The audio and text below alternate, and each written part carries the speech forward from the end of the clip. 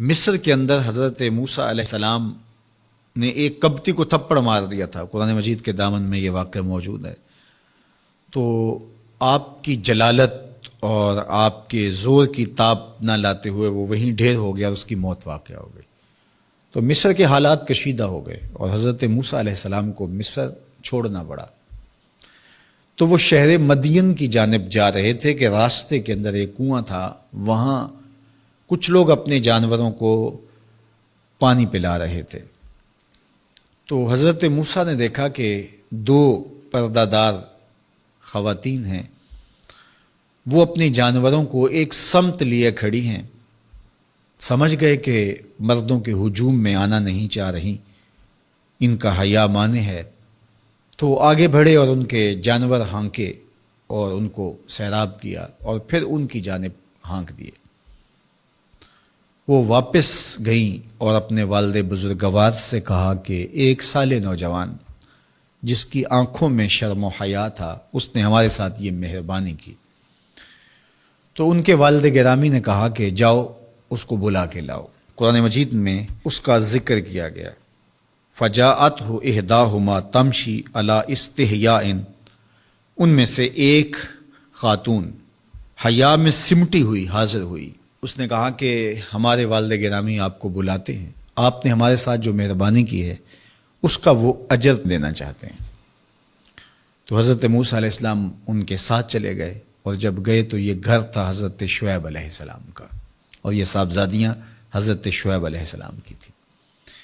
تو اس خاتون کا شرم و حیا کے ماحول میں حضرت موسیٰ علیہ السلام کو یہ کہنا اور چل کے اس انداز سے آنا، قرآن نے اس کی حکایت بیان کی ہے۔ تو خدا کو پسند ہے کوئی خاتون حیا کے ماحول میں آئے تو اللہ اس کی آمد کو اور اس کے آنے کو قرآن کا عنوان بنا دیتا ہے اور قرآن کی حکایت بنا دیتا ہے کہ جو خاتون حیا کے جوہر کی مالکہ ہو وہ اللہ کو کتنی اچھی لگتی ہے۔ اللہ اکبر۔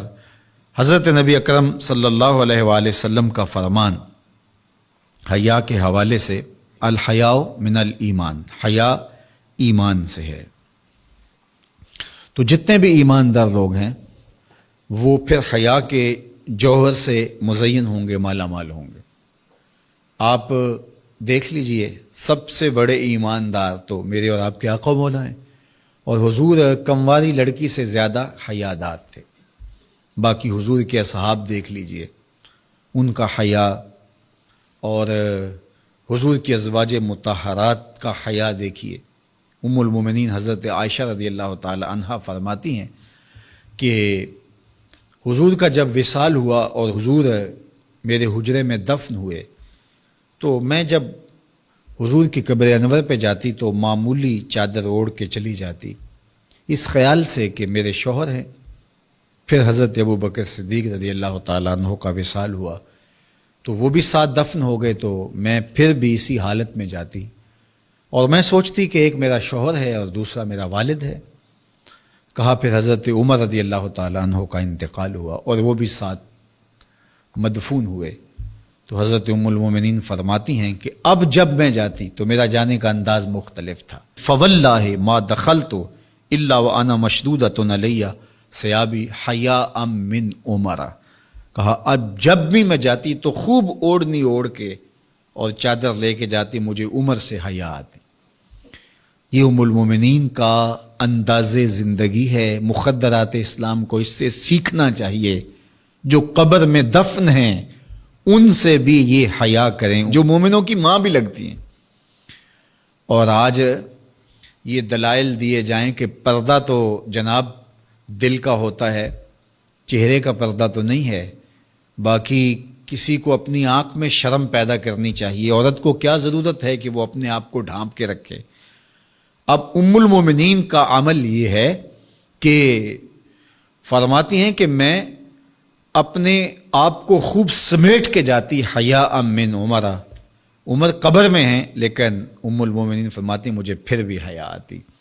اور حضرت سیدہ طیبہ طاہرہ حضرت فاطمہ تو زہرا رضی اللہ تعالی عنہا نے کہا کہ عورت کے لیے بہترین پردہ یہ ہے کہ اس کو کوئی غیر مرد نہ دیکھے اور وہ غیر مرد کو نہ دیکھے۔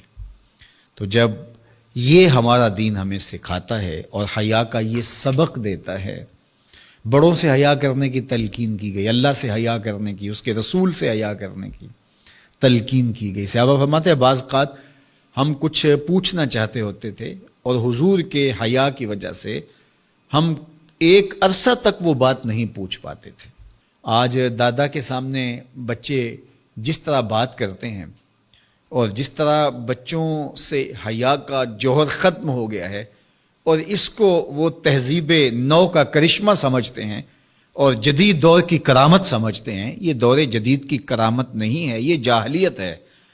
بڑوں کا احترام اور بڑوں کی عزت یہ زندگی کا جمال ہے۔